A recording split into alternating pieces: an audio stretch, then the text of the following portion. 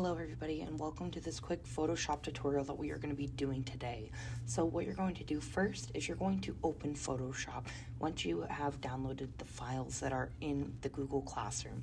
Once you do that, you are just simply going to go open and then open up those files wherever that you have them set.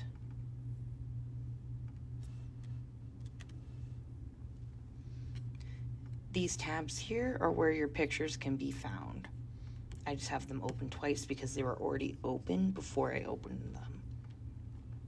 So there's two different kinds of mistakes we can make when we're setting our exposures. Things can either be overexposed or underexposed. So here's an example of overexposing and underexposing.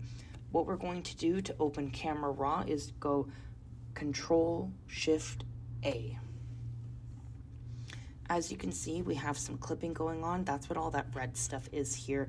So whenever you see clipping, it's either highlighted by blue or red.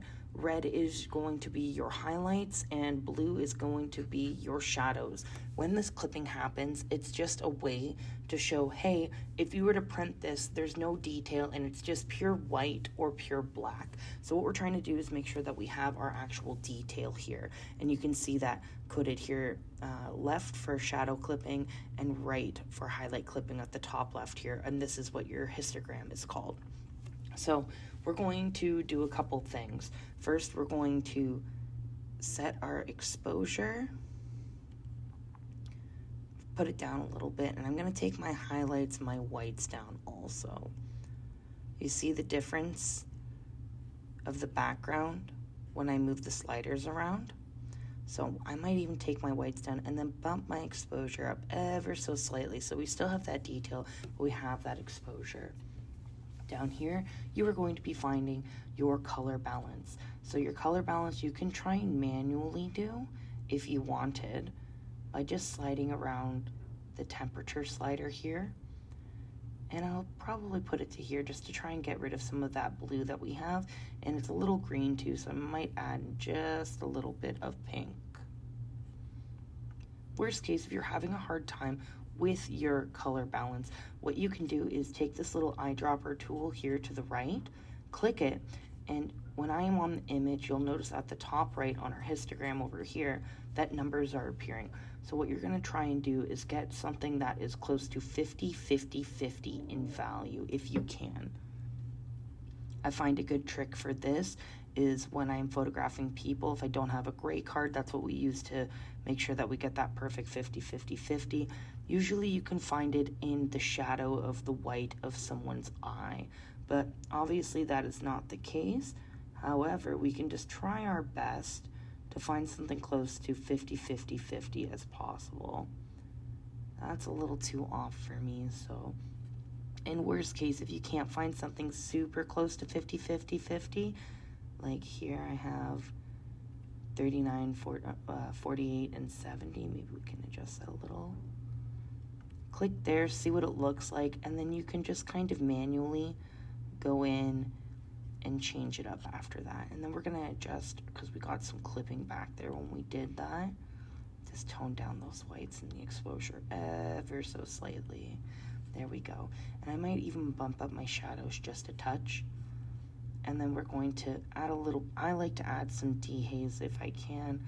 It's making it look, there we go. And then down here, our color mixer. I like to have it on saturation. We're definitely getting some weird greens, some weird aquas, and some real weird blues here. There we go. So we see the difference from before and after here.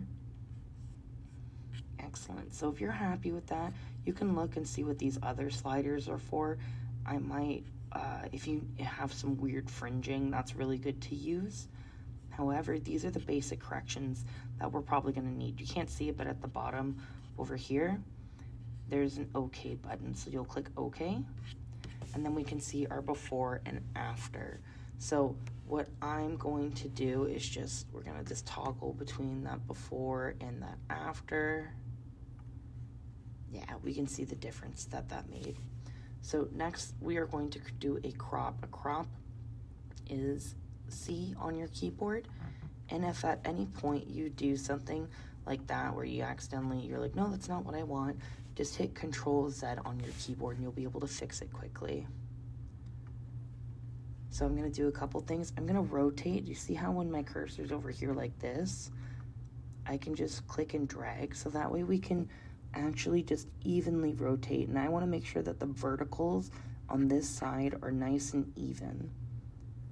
And why we're doing this is because human eyes can easily tell when something's just not quite right in terms of it being even or not. So we want to make sure that we can get away with kind of as much slant as possible. So if this portion here looks completely 90 degrees, this one's okay to have a little bit of a slant to it, considering that our focus is kind of over here.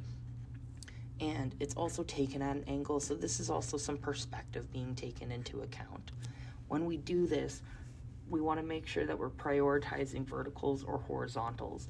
When you're doing portraits, typically you're prioritizing your verticals, and when you do landscapes, typically that's when you're going to be prioritizing your horizontals. For some examples, crop that in just a little bit so I can get away with moving this a little bit over here. Crop that down, move it over. And again, you can move your crop out more if you like it like that. I think I do, so I'll keep it right around there. And then you press enter. Voila, there you have it. And again, just to export it, you're going to go full File, Export, Export As, and you're going to export that as a JPEG and click Export. Again, if you just want to go back and mess around with the settings, see what else you can add, it's completely up to you, but we just want to, what we're trying to go for is make sure things look how our eyes are going to see them.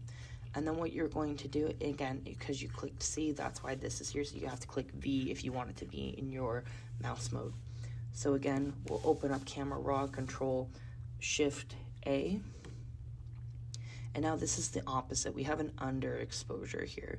So you can see just by me moving this slider here, we have already got back so much detail, which is super important when our subjects are darker. Like my dog is completely black, so when you have a dark picture, she's going to blend into all of that just because of the fact that she herself is dark.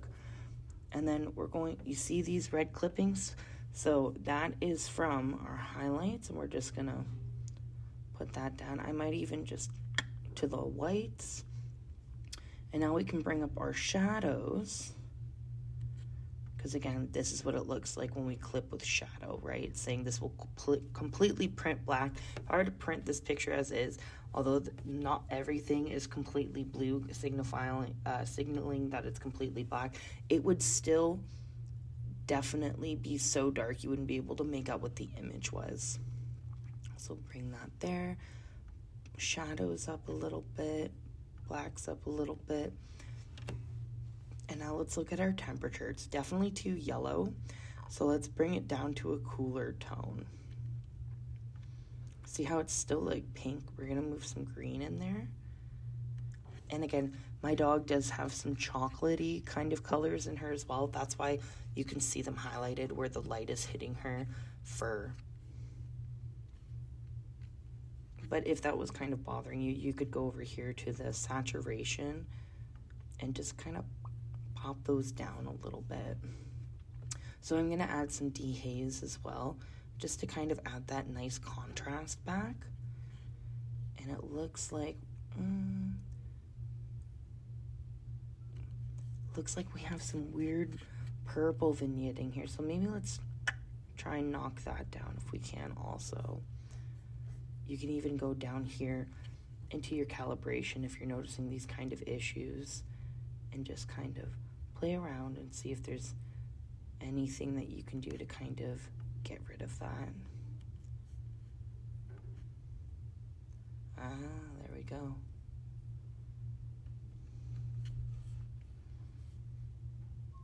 Maybe turn this up, and then maybe we'll add some contrast just to give it that pop. There we go. That's looking better. So if we hit OK, definitely better. If you want to go back into Camera Raw, there is an auto button. You can always click the auto button and see what it does. I personally kind of like my edit a little better. It looks like it just made it a little bit more punchy by adding more exposure, which you totally are able to do. But again, we're just trying to make things look how they would look in our eyes. And then again, you would just file, export, export as, when you are happy with the results, and then export them accordingly. All right, and remember, I want JPEGs, not PNGs. I want a nice JPEG instead, please. Put the quality at the top as well if you can. If not, it's not a big deal. And then just click your export button. All right, everybody, have a great day.